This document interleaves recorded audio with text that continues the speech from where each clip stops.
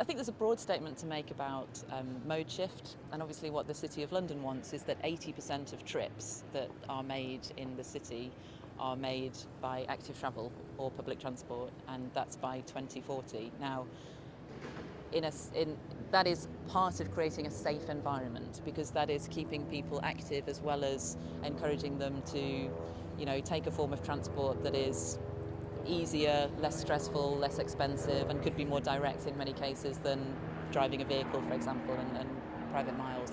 So I think that safety for me incorporates the ideal modal share, because there's an example of why it doesn't always work to push active travel is, in certain boroughs in London, as an example, we've almost reached peak cycle at certain times. So you actually can't fit any more cyclists on the roads. So encouraging people to get out there and be active is one thing, but enabling them to do that safely in an area that has too many cyclists passing through is just fact. That's not fair at the same time. So that's not a safe scenario. Do we need to therefore build all sorts of additional lanes through? No.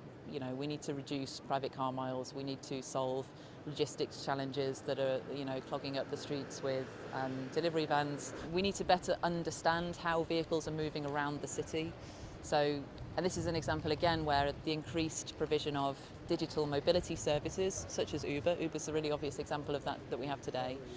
Do we really understand whether Uber has helped congestion or caused congestion in terms of the ride-hailing?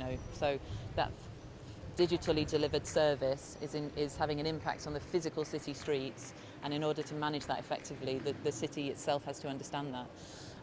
So there's part of that understanding in order to predict and manage traffic flow better, and that would go through peak times and ensuring that it exists harmoniously.